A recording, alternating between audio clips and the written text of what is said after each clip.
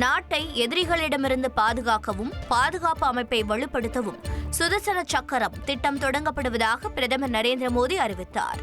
2035ஆம் ஆண்டுக்குள் நாட்டின் தேசிய பாதுகாப்பு கேடயத்தை விரிவுபடுத்த விரும்புவதாக தெரிவித்த பிரதமர், எதிரிகளை அழித்து பக்தர்களை பாதுகாக்கும் பகவான் கிருஷ்ணரின் கையில் இருக்கும் சுதர்சன சக்கரத்தை முன்மாதிரியாக கொண்டு இந்தியா சுதர்சன சக்கரம் திட்டத்தை தொடங்க இருப்பதாக பிரதமர் மோடி தெரிவித்தார்.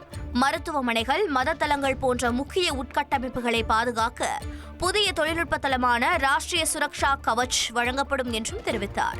நாட்டில் எமர்ஜென்சி அமல்படுத்தப்பட்டு 50 ஆண்டுகள் ஆனதை சுட்டிக்காட்டிய பிரதமர், அரசியலமைப்பை கொன்ற இந்த பாவத்தை நாட்டின் எந்த தலைமுறையும் மறக்கக்கூடாது, அரசியலமைப்பை கொன்ற பாவிகளை மறக்கக்கூடாது என்றும் கேட்டுக்கொண்டார்.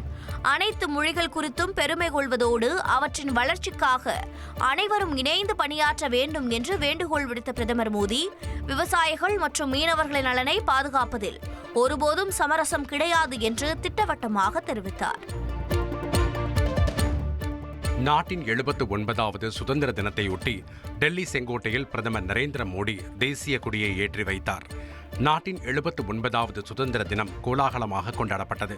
இதையொட்டி டெல்லி ராஜ்காட்டில் உள்ள மகாத்மா காந்தி நினைவிடத்தில் பிரதமர் நரேந்திர மோடி மலர்தூவி மரியாதை செலுத்தினார். தொடர்ந்து செங்கோட்டைக்கு வருகை தந்த பிரதமர் மோடியை பாதுகாப்புத்துறை அமைச்சர் ராஜ்நாத் சிங், பாதுகாப்பு இணை அமைச்சர் சஞ்சய் சேத் மற்றும் பாதுகாப்பு செயலாளர் ராஜேஷ்குமார் சிங் ஆகியோர் வரவேற்றனர். முப்படைகளின் அணிவகுப்பு மரியாதையை பிரதமர் ஏற்றுக்கொண்டார். பிரதமர் நரேந்திர மோடி தொடர்ந்து 12வது முறையாக தேசிய கொடியை ஏற்றி வைத்த பெருமையை பெற்றுள்ளார். சுதந்திர தின விழாவில் மத்திய அமைச்சர்கள், நாடாளுமன்ற உறுப்பினர்கள் மற்றும் பல்வேறு துறைகளைச் சேர்ந்த சுமார் 5000 சிறப்பு விருந்தினர்கள் பங்கேற்றனர். அணு ஆயுத மிரட்டலுக்கு அஞ்ச மாட்டோம் என்றும், சிந்து நதி இந்தியர்களுக்கு மட்டும்தான் சொந்தம் என்றும் பிரதமர் நரேந்திர மோடி தெரிவித்தார். செங்கோட்டையில் சுதந்திர தின விழா உரையாற்றிய பிரதமர், இந்தியாவின் விடுதலைக்காக எண்ணற்ற வீரர்கள் உயிர் தியாகம் செய்ததாக குறிப்பிட்டார். சிந்து நதியில் போதிய தண்ணீரின்றி நமது விவசாயிகள் கஷ்டப்படுவதாகவும், விவசாயிகளுக்கு போதிய நீர் கிடைக்காமல் இன்னல்களை அனுபவித்து வந்ததாகவும் தெரிவித்தார்.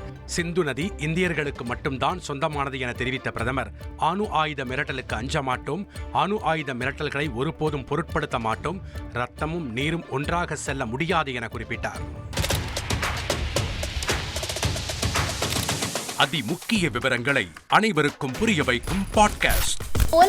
தவிர்க்க முடியாத முதல் மக்கள் வளைகுடா நாடுகள் பிரான்சிஸுக்கு பிரியா சம்பவங்களை தேடி களத்திற்கே உங்களை அழைத்து செல்லும் ஸ்பாட்லைட்.